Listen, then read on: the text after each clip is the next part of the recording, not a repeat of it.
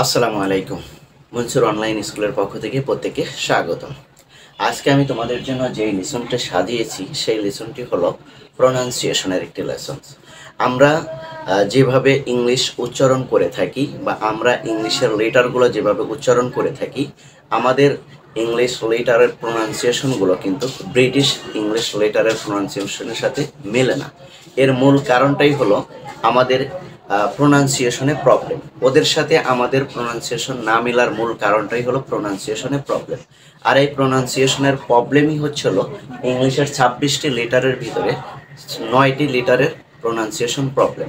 আজকে আমি তোমাদেরকে শিখিয়ে দেব যে ব্রিটিশরা কিভাবে এই 9টি লেটার প্রোনাউন্সিয়েশন করে থাকে আর আমরা কিভাবে এই 9টি লেটার প্রোনাউন্সিয়েশন করে থাকি। সো এই লেসনটা খুবই গুরুত্বপূর্ণ একটি লেসন হতে যাচ্ছে। তুমি যদি এই 9টি লেটারকে যদি সঠিকভাবে উচ্চারণ করতে পারো তাহলে তোমার প্রোনাউন্সিয়েশনও হবে ব্রিটিশদের মতন। সো একটু ধৈর্য সহকারে দেখো, আশা করি তোমরা খুব ভালোভাবে বুঝতে পারবে। দেখো আমি এখানে কি লিখেছি, বাংলাদেশি প্রোনাউন্সিয়েশন, বাংলাদেশি প্রোনাউন্সিয়েশন, আর এখানে লিখেছি British pronunciation, right? Bangladeshi pronunciation আর হলো ব্রিটিশ প্রোনাউন্সিয়েশন। এবার দেখো আমরা যারা বাংলাদেশি প্রোনাউন্সিয়েশন করে থাকি লেটারগুলোকে, 26টি লেটারের ভিতরে আমাদের এবং ব্রিটিশদের ভিতরে যে 9টি লেটারের বেশি পার্থক্য, সেই 9টি লেটারই আজকে আমরা শিখব। দেখো আমরা একে এ বলে থাকি, রাইট? এ বলে থাকি, জে বলে থাকি, তারপর কে বলে থাকি, ও বলে থাকি, পি বলে থাকি, কিউ বলে থাকি, আর বলে থাকি, টি বলে থাকি, ডাব্লু বলে থাকি, রাইট? এই 9টি লেটার কিন্তু আমরা এভাবে উচ্চারণ করে থাকি, কিন্তু ব্রিটিশরা কিন্তু অ্যাকচুয়ালি এই 9টি লেটারকে এভাবে উচ্চারণ করে থাকেন। তারা কিভাবে উচ্চারণ করে থাকে একটু দেখো। দেখো ব্রিটিশ প্রোনাউন্সিয়েশন, এ আমরা এ বলি, ওরা কি বলে এই বলে, রাইট? আমরা বলি এ, ওরা বলে এই। আমরা বলি জে, ওরা বলে যেই। তারপরে দেখো আমরা বলি কে, ওরা বলে খেই। তারপরে আমরা বলি ও, ওরা বলে ও। তারপরে পি আমরা বলি পি, ওরা বলে ফি, রাইট? এবার দেখো আমরা বলি কিউ, ওরা বলে কিউ। আমরা বলি আর, ওরা বলে আ। আমরা বলি টি, ওরা বলে টি। আমরা যেখানে বলি ডাব্লু, ওরা বলে সেখানে ডাব্লিউ, রাইট? এভাবে যদি আমরা আমাদের প্রোনাউন্সিয়েশনগুলো যদি কারেকশন করতে পারি তাহলে আমাদের ইংলিশ প্রোনাউন্সিয়েশনটা কিন্তু নেটিভ স্পিকারদের মতন হতে সময়ের ব্যাপার।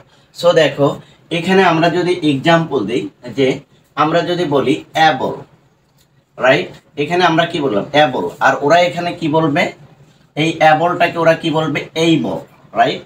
এই বল। তারপরে দেখো আমরা কি বলি কিং,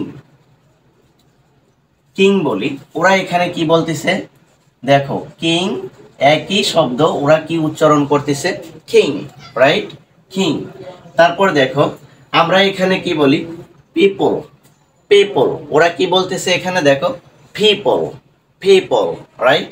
তারপর দেখো আমরা আর দিয়ে কি বলতেছি মাদার, ফাদার, রাইট? ওরা ওখানে কি বলতেছে, আরটা কিভাবে উচ্চারণ করতেছে মাদা, ফাদা, খালা ইত্যাদি। দেখো তারপরে আমরা এখানে টিটাকে কিভাবে উচ্চারণ করি টাইম, ওরা কি বলতেছে টাইম, রাইট? এভাবে কিন্তু ওরা প্রোনাউন্সিয়েশনগুলো করতেছে, যার কারণে ওদের প্রোনাউন্সিয়েশনের সাথে আমাদের প্রোনাউন্সিয়েশন না মেলার মূল কারণই হলো এই 9টি লেটার। এই 9টি লেটার তুমি যদি সঠিকভাবে যদি উচ্চারণ করতে পারো, ওদের মতন যদি উচ্চারণ করো, তাহলে তোমাদের 95% উচ্চারণ প্রোনাউন্সিয়েশন ব্রিটিশদের মতন হতে বাধ্য। সো এই 9টি লেটার যারা এখনো সঠিকভাবে প্রোনাউন্সিয়েশন করতে পারো না, অর্থাৎ ব্রিটিশ প্রোনাউন্সিয়েশন বা ব্রিটিশ অ্যাকসেন্টে উচ্চারণ করতে পারো না, তারা আজকের এই ভিডিওটি ভালো করে দেখে এই প্রোনাউন্সিয়েশনটা তুমি কমপ্লিট করে নিতে পারো। বিশেষ করে এই প্রোনাউন্সিয়েশনটা খুব বেশি যাদের জন্য প্রয়োজন তারা হলো বিগিনার যারা রয়েছে, অর্থাৎ যে সকল ছেলেমেয়েরা সবে মাত্র ইংলিশ রিডিং পড়া শুরু করছে বা ইংলিশ পড়া শুরু করছে, তাদেরকে আমরা এই প্রোনাউন্সিয়েশনগুলো এখনই শিখিয়ে দিতে পারি বা ওদেরকে শিক্ষা দিতে পারি, তাহলে ওরা কিন্তু এই প্রোনাউন্সিয়েশন না করে এই প্রোনাউন্সিয়েশন করতেই বাধ্য হবে বা ওরা শিখে যাবে। সো আশা করি আমরা যতটুকু পারি করব, এবং বিশেষ করে আমাদের যারা বাচ্চা ছেলে মেয়ে আছে তাদেরকে অবশ্যই এই প্রোনাউন্সিয়েশনগুলো শিখিয়ে দেব, যাতে ছোট থেকেই ওরা ব্রিটিশ প্রোনাউন্সিয়েশন করতে অভ্যস্ত হয়। আশা করি এই ভিডিওটি তোমাদের জন্য অনেক হেল্পফুল হবে। তোমরা যদি আজকে আমাকে নতুনভাবে দেখে থাকো তাহলে অবশ্যই তোমাদের কাছে যদি এই ভিডিওগুলো যদি ভালো লাগে তাহলে চ্যানেলটি সাবস্ক্রাইব করতে পারো, অথবা পেজ থেকে যদি দেখে থাকো তাহলে লাইক শেয়ার ফলো করতে পারো।